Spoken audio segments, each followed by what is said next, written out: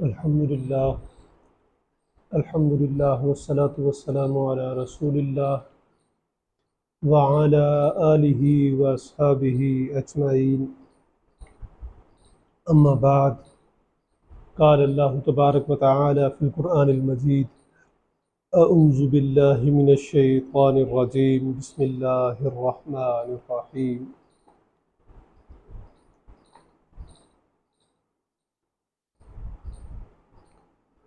وَإِذَا جَاءَتْهُمْ آیَةٌ قالوا لن نؤمن حتى نؤتى مثل ما أوتي رسل اللہ اعلم حیث یجعل رسالتہ۔ صدق اللہ العظیم۔ ایک دفعہ سورہ فاتحہ کی تلاوت کر کے نبی مکرم صلی اللہ علیہ وآلہ وسلم کی پاک بارگاہ میں ہدیہ عقیدت پیش کریں۔ اعوذ باللہ من الشیطان الرجیم، بسم اللہ الرحمن الرحیم۔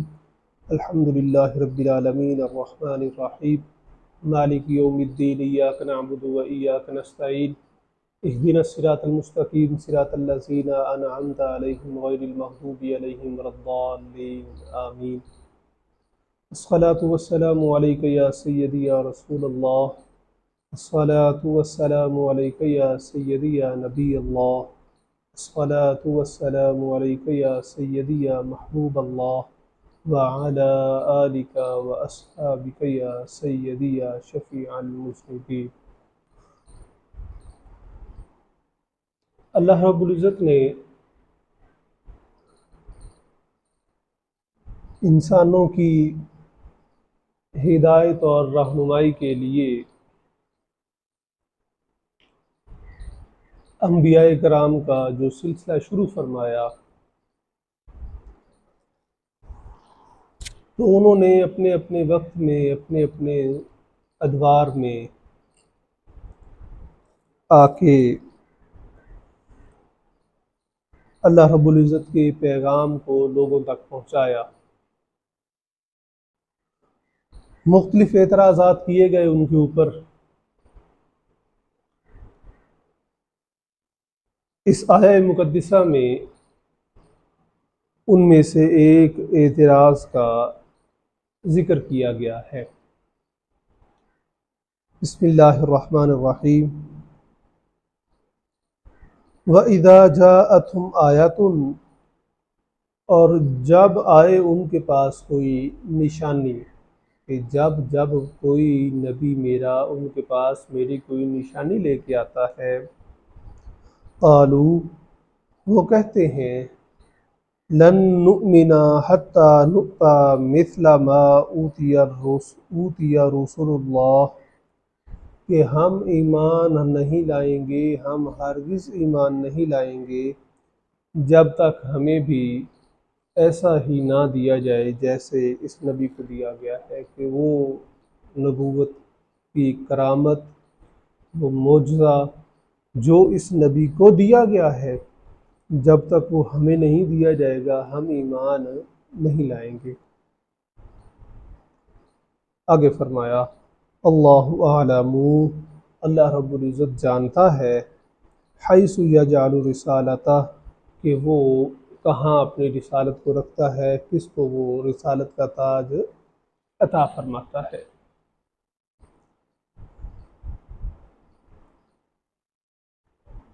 اب رسالت یہ اللہ رب العزت کا انعام ہے، اس کا انتخاب ہے، وہ جسے چاہے نبی بنا دے، لیکن نبوت و رسالت کے لیے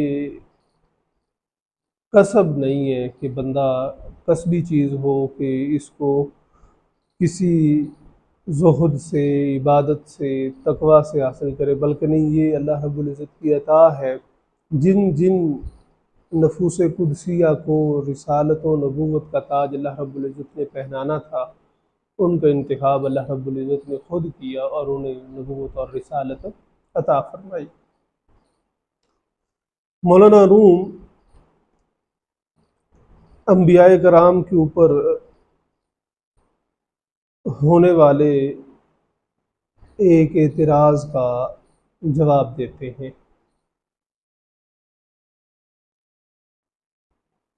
تین طرح کے لوگ کائنات میں پائے جاتے ہیں، ایک قدری ہیں، ایک جبری ہیں، اور ایک بین الجبر والقدر درمیانے لوگ ہیں، جو کہ ہم ہیں بین الجبر والقدر۔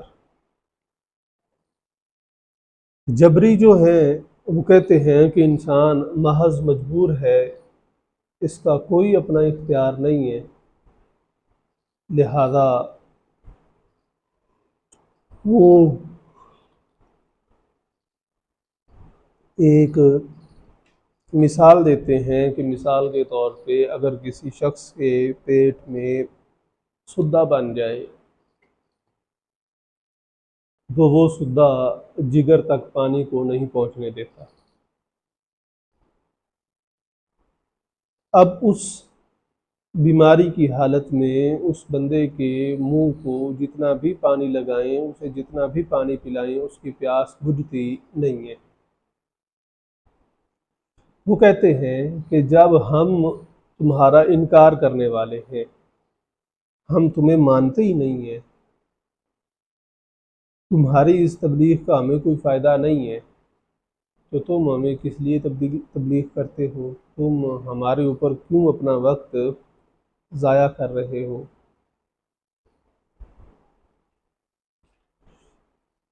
آپ فرماتے ہیں کہ وہ جس بندے کے پیٹ میں سدہ پڑ جائے، اس بیماری سے اس کے منہ کو اگر دریا بھی لگا دیں تو وہ پیاس اس کی بجھا نہیں سکتا۔ تو یہ جو 1,24,000 انبیاء کرام کا جو سلسلہ ہے یہ چل رہا ہے، تو ہمیں یہ ہدایت نہیں دے سکتا، کیونکہ ہمارے معاملات کچھ اور ہیں، ہم نے تمہیں ماننا ہی نہیں ہے، تو پھر تم کس وجہ سے اپنا وقت ضائع کر رہے ہو؟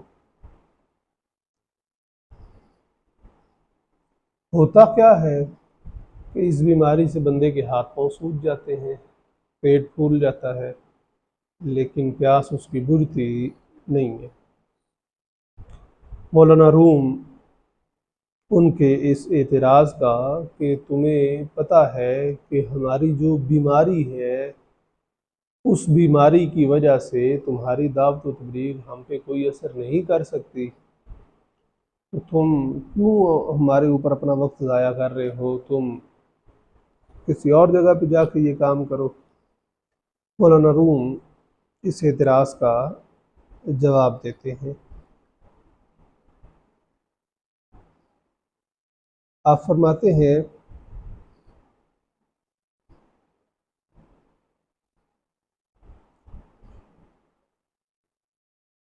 ہیچ مارا با قبول کار نیست، کار ما تسلیم و فرما برد نیست۔ ہمیں اس سے کوئی سروکار نہیں ہے کہ تم ہمیں مان رہے ہو یا ہمارا انکار کر رہے۔ ہم تمہیں دعوت و تبلیغ کر رہے ہیں، تم مانتے ہو تو بھی ٹھیک ہے، اگر نہیں مانتے ہو تو بھی ٹھیک ہے، ہمیں اس سے کوئی سروکار نہیں ہے کہ تم مانتے ہو یا کہ نہیں مانتے ہو۔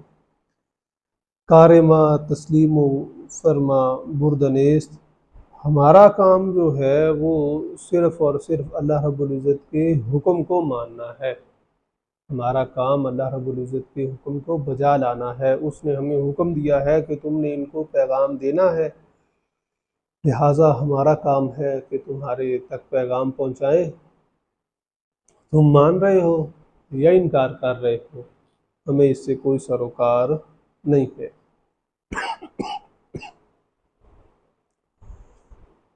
اللہ رب العزت نے قرآن کریم میں ارشاد فرمایا انبیاء کرام کی اس حالت کو کہ ان کا کام صرف اور صرف ماننا ہے، چاہے کوئی بندہ آگے سے ہدایت قبول کرے یا نہ کرے، لیکن ان کا کام جو ہے کہ وہ خالصتاً اللہ رب العزت کے حکم کو ماننا ہے۔ بسم اللہ الرحمن الرحیم، قل ان صلاتی و نسکی و محیای و مماتی للہ رب العالمین آپ فرما دیں کہ بے شک میری نماز، میری قربانیاں اور میرا جینا اور میرا مرنا اللہ رب العزت کی ذات کے لیے ہے جو سارے جہانوں کا رب ہے۔ رومی فرماتے ہیں کہ کار ما تسلیم و فرما بردنیست، ہمارا کام اللہ رب العزت کا حکم بجا لانا ہے اور ہم اس کے حکم کی تعمیل کرتے ہوئے یہ سارے کام کر رہے ہیں، اس کے علاوہ ہمارا کوئی اور مقصد نہیں۔ اب فرماتے ہیں او بفرمودست ما این بندگی، نیست مارا از خودی گویندگی۔ اس نے ہمیں اس اطاعت کا حکم دیا ہے کہ تم نے ان کو پیغام پہنچانا ہے، ہمیں یہ اللہ رب العزت کا حکم ہے۔ نیست مارا از خودی گویندگی، ہم یہ اپنی طرف سے نہیں کہہ رہے کہ شاید ہم کہتے ہیں کہ تم ہمیں مانو، یا ہم کہتے ہیں کہ بندگی کرو اور یہ ہمارا اپنی طرف سے نہیں، یہ اللہ رب العزت کی طرف سے ہے کہ اس نے ہمیں حکم دیا ہے کہ تم نے اطاعت کرنی ہے، فرما برداری کرنی ہے، اور یہ اس کا حکم ہے جو ہم تم تک پہنچا رہے ہیں۔ اللہ رب العزت نے قرآن کریم میں خود ارشاد فرمایا وَمَا خَلَقْتُ الْجِنَّ وَالْإِنسَ إِلَّا لِيَعْبُدُونَ، کہ ہم نے جنوں اور انسانوں کو اپنی عبادت کے لیے پیدا کیا ہے۔ اب جو چیز پیدا ہی عبادت کے لیے کی گئی ہے، وہ جس کام کے لیے پیدا کی گئی ہے اس نے وہی کام کرنا ہے۔ انبیاء کرام کہتے ہیں کہ او بفرمودست مائی بندگی، اس نے ہمیں اپنی اطاعت کا حکم دیا ہے، ہم اس کی فرما برداری کر رہے ہیں، ہمیں اس نے پیدا ہی اس لیے کیا ہے کہ ہم اس کی فرما برداری کریں۔ نیست مارا از خودی گویندگی، یہ ہم اپنی طرف سے نہیں کہہ رہے، یہ اس نے خود فرمایا ہے کہ میں نے تمہیں پیدا ہی اپنی بندگی کے لیے کیا ہے۔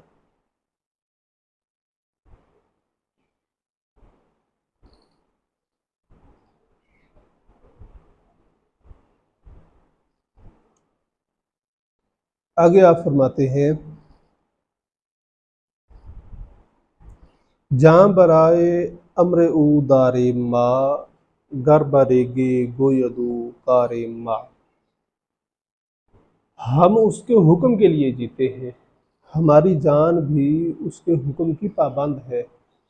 اگر اس کا حکم ہے تو ہماری جان ہے، اگر اس کا حکم ہو تو ہماری جان بھی فوراً چلی جائے گی، ہمارا اتنا بھی اختیار نہیں ہے۔ گر برگے گویدو کار ما، اگر وہ ہمیں حکم دے کہ تم نے یہ بیج ہے اور اسے ریت میں بونا ہے، ہم اس کو ریت میں بو دیں گے، اور وہ ریت سے کمپلی نکالے گا۔ کیسے نکالے گا؟ وہ اللہ کے حکم سے نکالے گا، ہمیں کوئی سروکار نہیں ہے کہ ریت میں اگے گا یا نہیں اگے گا، ہمارا کام ماننا ہے۔ ہم مان رہے ہیں اور اس کو دل و بجان تسلیم کرتے ہوئے اس کے حکم پہ ہم نے ریت میں بیج ڈال دینا ہے۔ کس وجہ سے؟ کہ اس نے ہمیں حکم دیا ہے، ہم نے آگے سے یہ سوال نہیں کرنا باری تعالیٰ ریت میں تو بیج اگے گا ہی نہیں، ہم جیتے بھی اس کے لیے ہیں، ہماری جان بھی اس کے قبضہ قدرت میں ہے، لہٰذا ہمارا جب سب کچھ اس کا ہے تو ہمارا لیے صرف یہ ہے کہ ہم اس کا حکم ماننا ہے۔ عقل اس حکم کو تسلیم کرتی ہے یا کہ نہیں کرتی۔ آگے آپ فرماتے ہیں امر حقرا ما گروہ بے ریا، ہم اللہ رب العزت کے مخلص آدمی ہیں۔ انبیاء کرام اللہ رب العزت کے ساتھ اخلاص کے ساتھ ہیں، ان کے اندر ریاکاری، دھوکہ، دکھاوا، ان چیزوں کا عنصر نہیں پایا جاتا، بلکہ وہ اخلاص کے ساتھ اللہ رب العزت کی بارگاہ میں اپنا حکم بجا لاتے ہیں، جو ان کو حکم دیا جاتا ہے وہ اس کے اوپر عمل پیرا ہوتے ہیں۔ تو آپ فرماتے ہیں کہ انبیاء کرام اللہ رب العزت کے مخلص بندے ہیں، جو اخلاص کے ساتھ یہ پیغام تم تک پہنچا رہے ہیں اور تمہیں ہدایت کی دعوت دے رہے ہیں۔ آگے آپ پھر فرماتے ہیں غیر حق جانے نبیرہ یار نیست، با قبول و رد خلق اشکار نیست۔ انبیاء کرام کا جو دوست ہے وہ صرف اللہ رب العزت کی ذات ہے۔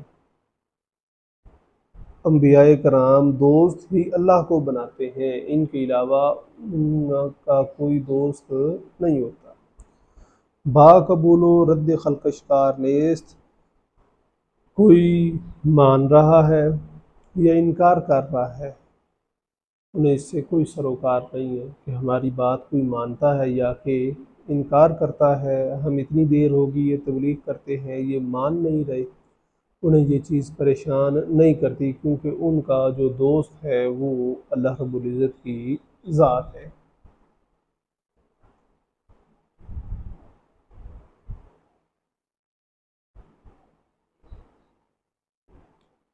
آگے پھر یہ اعتراض کیا کہ تم اتنی دیر سے تبلیغ کر رہے ہو تو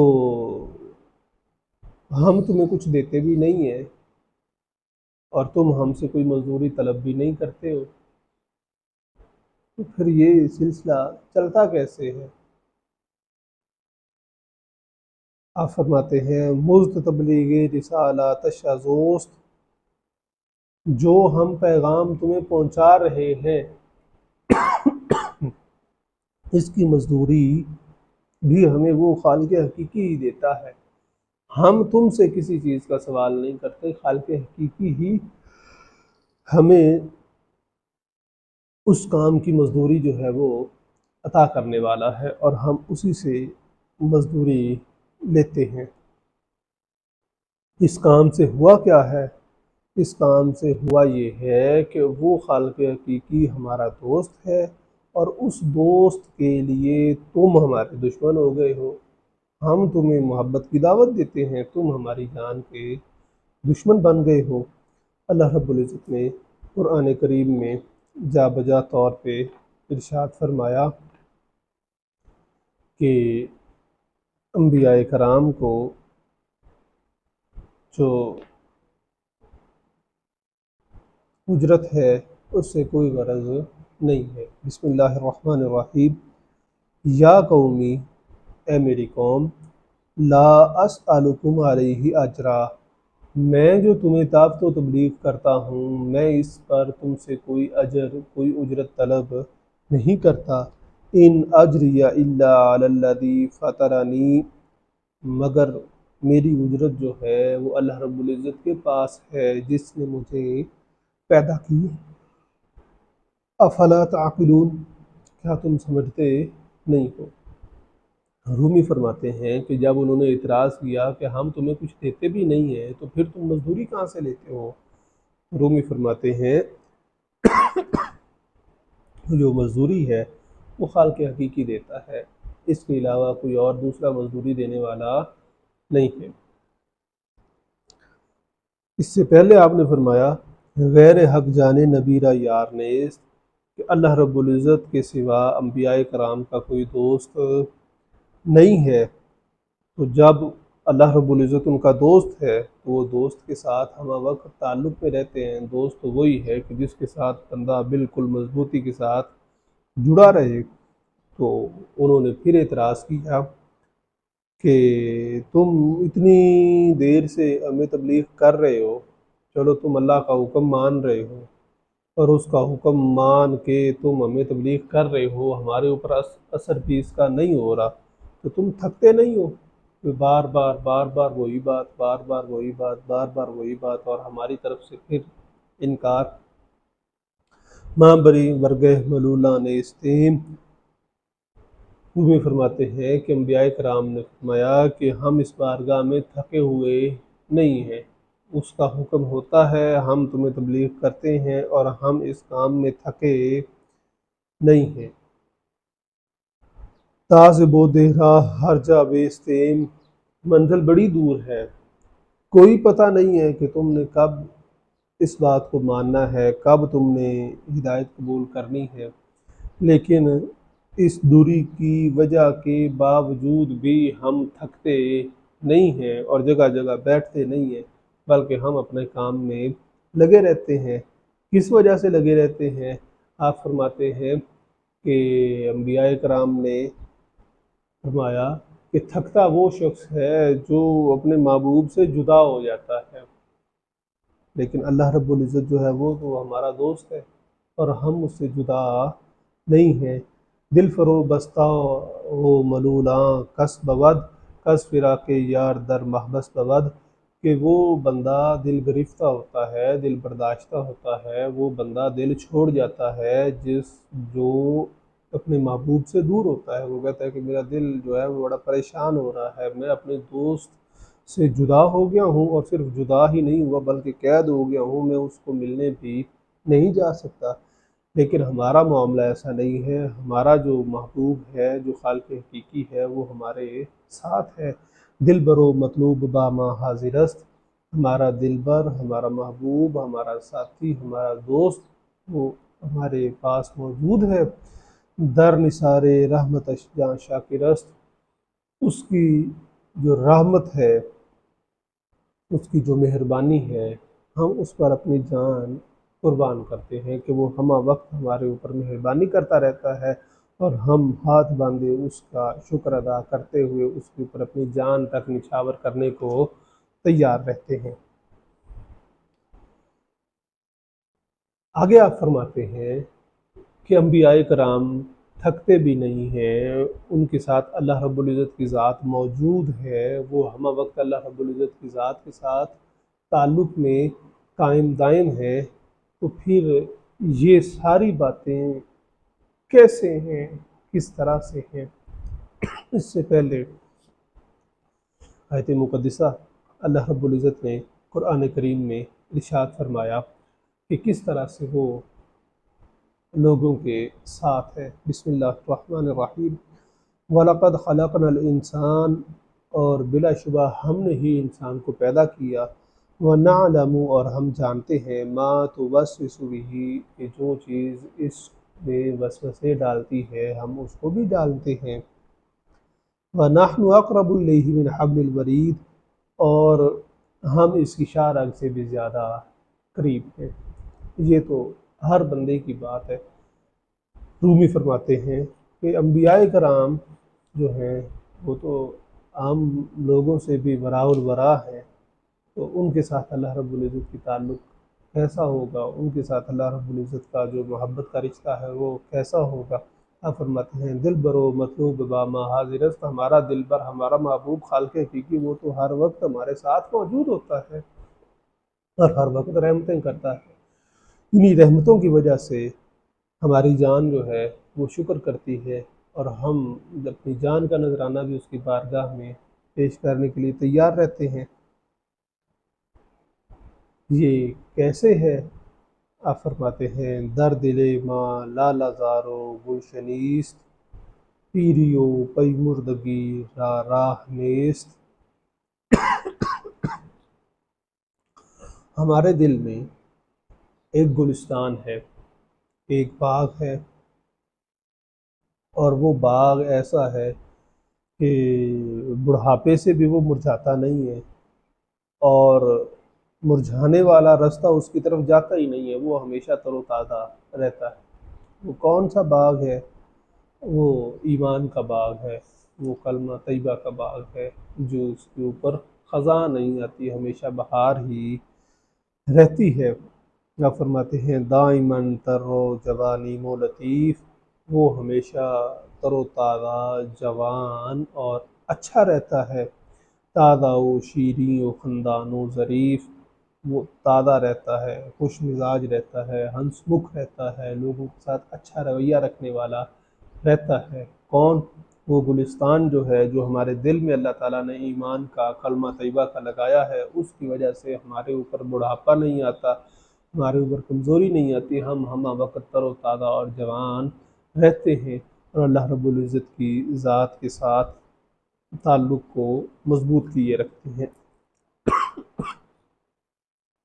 اللہ رب العزت نے قرآن کریم میں اس گلشن اور باغ کی جو مثال ہے وہ بیان فرمائی۔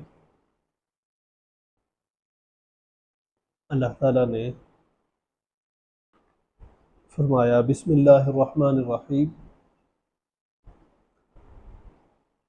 الم ترى کیف ضرب اللہ مثلا، کیا آپ نے ملاحظہ نہیں کیا کہ اللہ تعالیٰ نے کیسے مثال بیان فرمائی ہے، کلمۃً طیبۃ، پاکیزہ درخت کی، کلمۃً طیبۃ، پاکیزہ کلمے کی، کشجرۃ طیبۃ، وہ پاکیزہ درخت کی مثل ہے کہ اللہ تعالیٰ نے مثال بیان فرمائی ہے کلمہ طیبہ کی کہ وہ پاکیزہ درخت کی طرح ہے۔ پاکیزہ درخت کی مثال دے کے اللہ تعالیٰ نے کلمہ طیبہ کی وضاحت فرمائی۔ فرمایا اصلھا ثابت، جس کی جڑیں بڑی مضبوط ہیں اور وہ زمین میں دھنسی ہوئی ہیں، وفرعھا فی السماء، اور اس کی شاخیں آسمان میں بلند ہیں۔ یہ کون سا درخت ہے؟ یہ ایمان کا درخت ہے، یہ کلمہ طیبہ کا درخت ہے جو انسان کے دل میں پروان چڑھتا ہے، اور اس کو جو پانی ہے وہ رحمت کا چاہیے، اللہ رب العزت کی خشیت کا چاہیے۔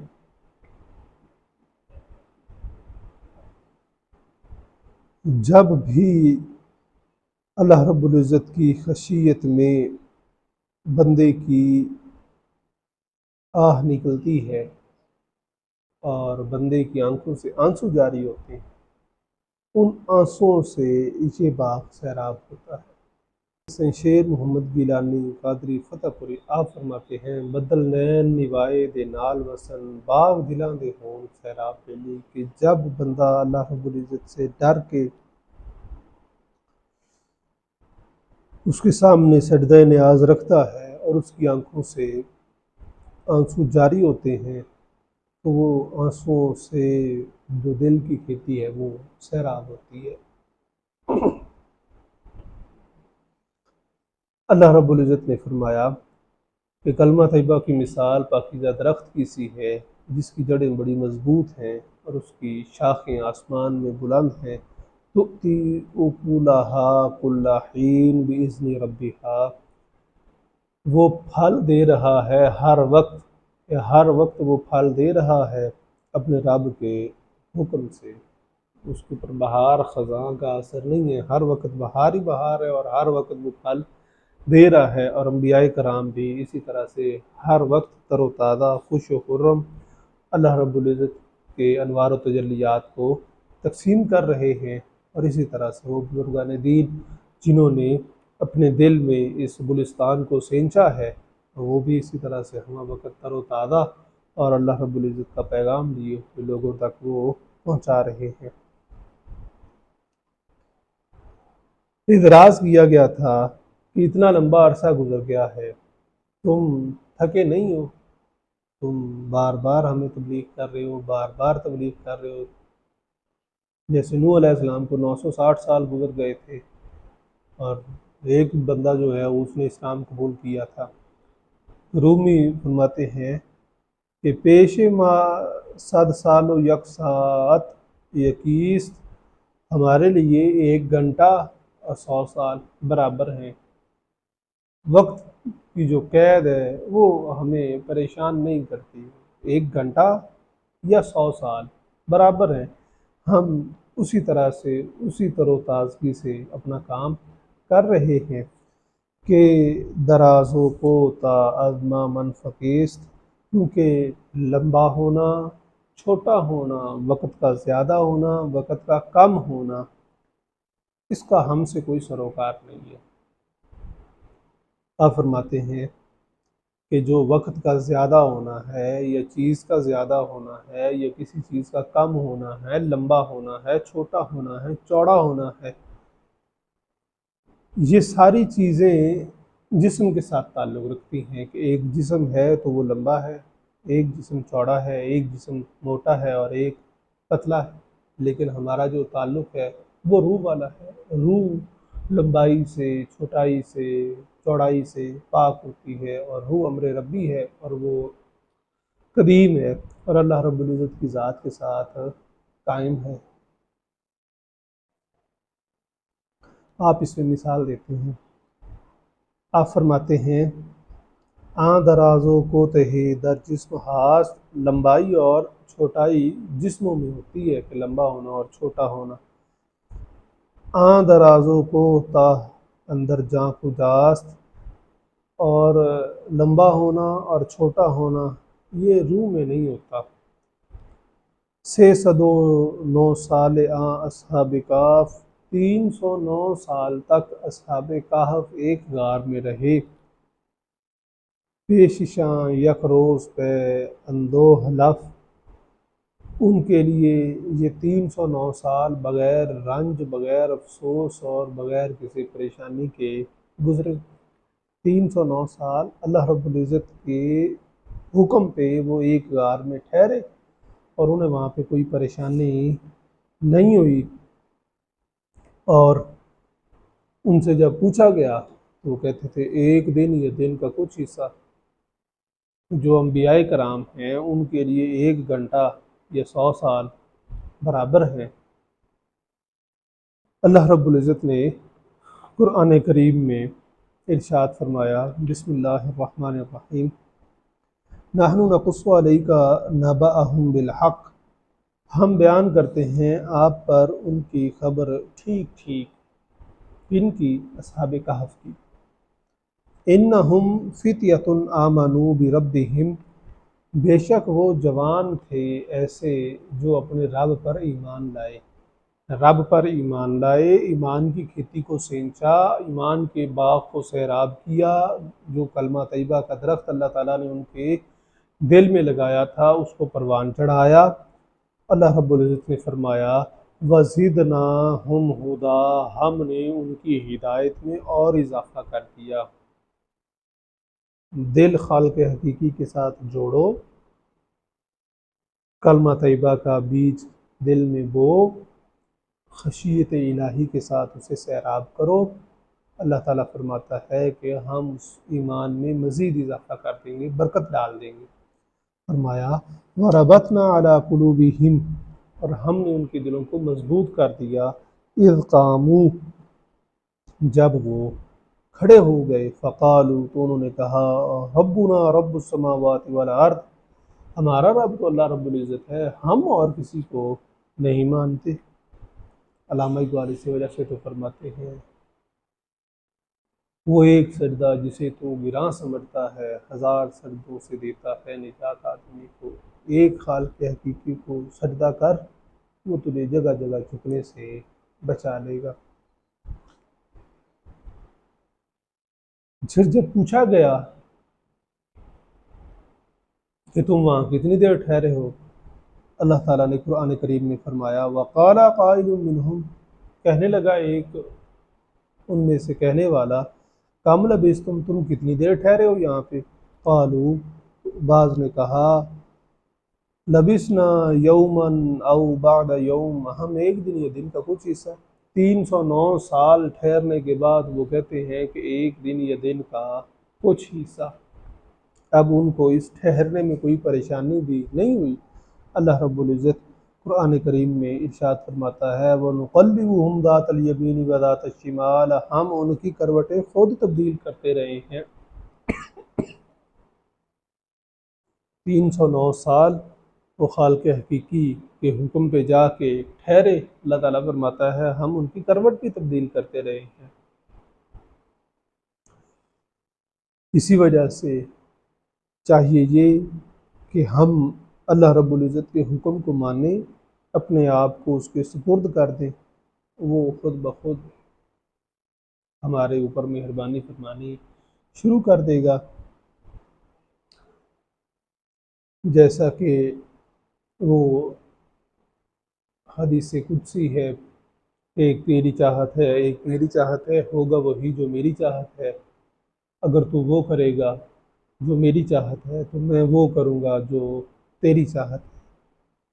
اسی طرح سے جب ہم اللہ رب العزت کے حکم کو ماننا شروع کر دیں گے وہ ہمارے اوپر مہربانی کرتا چلا جائے گا اور پھر انسان وقت کی قید سے اور حوادثات سے آزاد ہو جاتا ہے، اس کے لیے یہ زمان و مکان کا کوئی فاصلہ نہیں رہتا، وہ خالق حقیقی کے سپرد ہوتا ہے اور خالق حقیقی اسے خود پرواز کرواتا ہے۔ آگے آپ فرماتے ہیں کہ وہاں گہے نمود شاں یک روز ہم، وہ 309 سال رہنے کے باوجود بھی ایسے محسوس کر رہی تھی کہ جیسے ابھی ایک دن بھی نہیں گزرا، ایک دن یہ دن کا کچھ حصہ گزرا ہے۔ کہ بطن باز آمد ارواح از عدم، کہ روحیں عدم سے وجود میں آ گئی ہیں، کہ گویا جب وہ سوئے تھے تو ان کی روح پرواز کر گئی، عدم میں چلی گئی تھی، عالم ارواح میں، اور ابھی ان کے جسم میں دوبارہ وہ روح واپس آ گئی ہے، اور انہیں محسوس ہی نہیں ہوا کہ ہم نے کتنا عرصہ گزارا ہے۔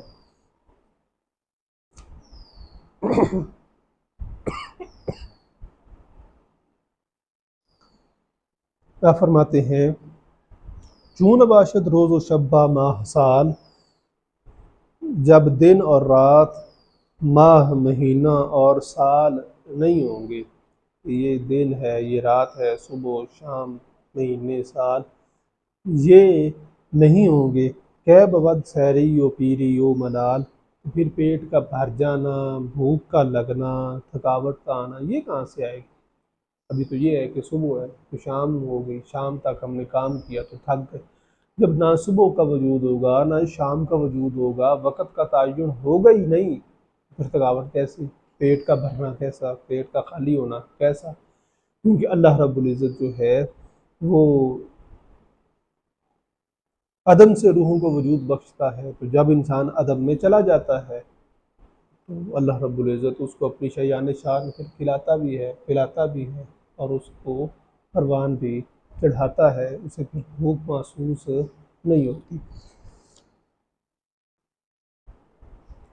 در گلستان عدم چو بے خودیست، مستی از استغراق لطف ایزدیست، عدم کے چمنستان میں چونکہ بے خودی ہے، بے خود ہونا ہے، اپنا آپ مٹا دینا ہے، اور اللہ رب العزت کی ذات کے سامنے اپنے آپ کو پیش کر دینا ہے، اللہ رب العزت پھر اپنی طرف سے مستی کے جام اسے عطا کرتا ہے، جس سے وہ انسان سیراب ہوتا چلا جاتا ہے۔ صوم وصال نبی مکرم صلی اللہ علیہ وآلہ وسلم رکھا کرتے تھے، تو جب جب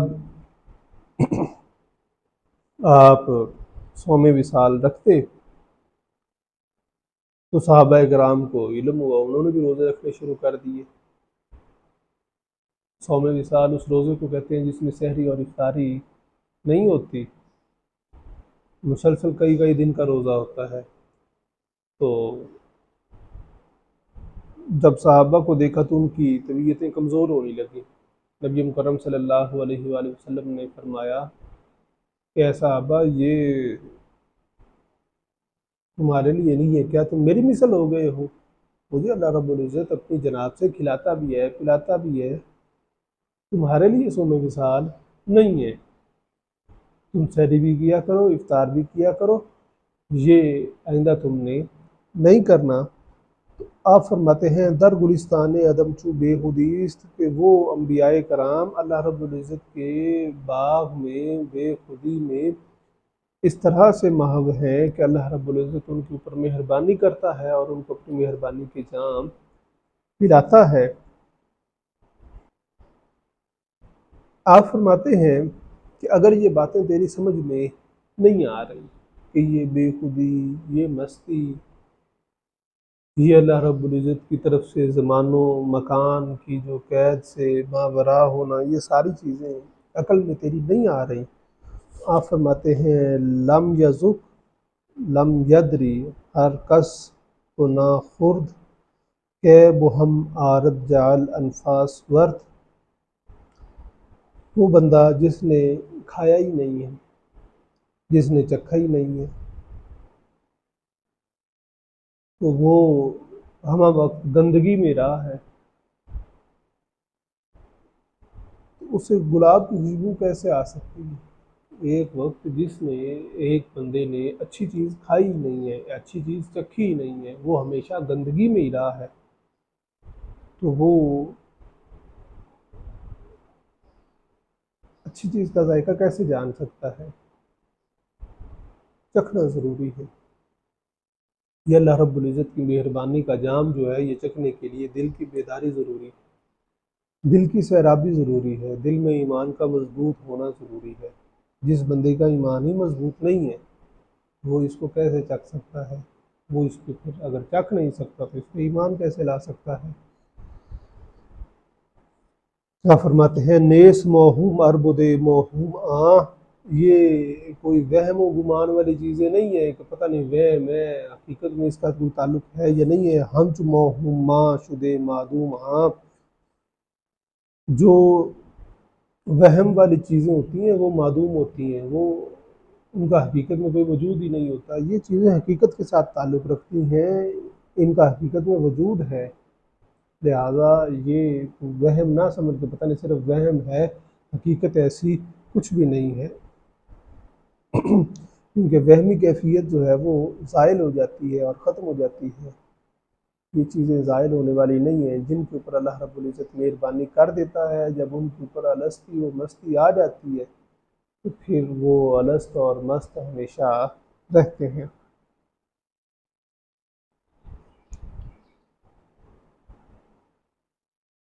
انبیاء کرام نے پھر ان کو اپنا مشن جو ہے اس کی دعوت دی۔ ہر کے مارا گشت پیرو باز رست، جو ہمارا پیروکار بن گیا، از عذاب نار و در جنت نشست، وہ آگ کے عذاب سے بچ گیا اور جنت میں چلا گیا۔ جس نے ہماری اتباع کی، جس نے ہمارا حکم مانا اور ہمارے حکم پہ لبیک کہتے ہوئے اللہ رب العزت کی طرف رجوع کیا، وہ جنتی ہو گیا اور اللہ رب العزت نے اس کو آگ کے عذاب سے بچا لیا۔ اللہ رب العزت نے قرآن کریم میں ارشاد فرمایا، بسم اللہ الرحمن الرحیم، قل ان کنتم تحبون اللہ فاتبعونی یحببکم اللہ۔ اے محبوب، آپ ان سے فرمائیں کہ اگر تم اللہ سے محبت کرتے ہو تو میری اتباع کرو، یحببکم اللہ، اللہ تم سے محبت کرنے لگے گا، وَيَغْفِرْ لَكُمْ، اور وہ تمہیں بخش دے گا، واللہ غفور الرحیم، اللہ رب العزت بڑا مہربان اور بخشنے والا ہے۔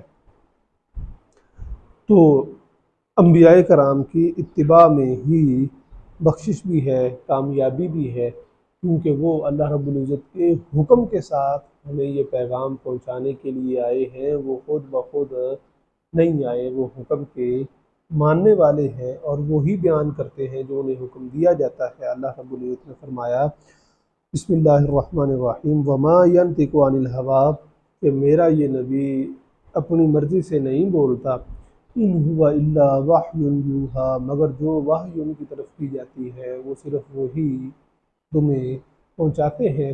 اللہ رب العزت کی بارگاہ میں دعا ہے کہ ہمیں نبی مکرم صلی اللہ علیہ وآلہ وسلم کے پاک اسوہ حسنہ پر عمل پیرا ہونے کی توفیق عطا فرمائے، ہمارے دلوں کو اپنی پاک ذات کا نور عطا فرمائے، ہمارے دلوں کا رخ اپنی پاک ذات کی طرف کر کے ہمیں گناہوں سے توبہ کرنے کی توفیق عطا فرمائے، ہمارے دلوں کو اپنی پاک ذات کا عرفان عطا فرمائے۔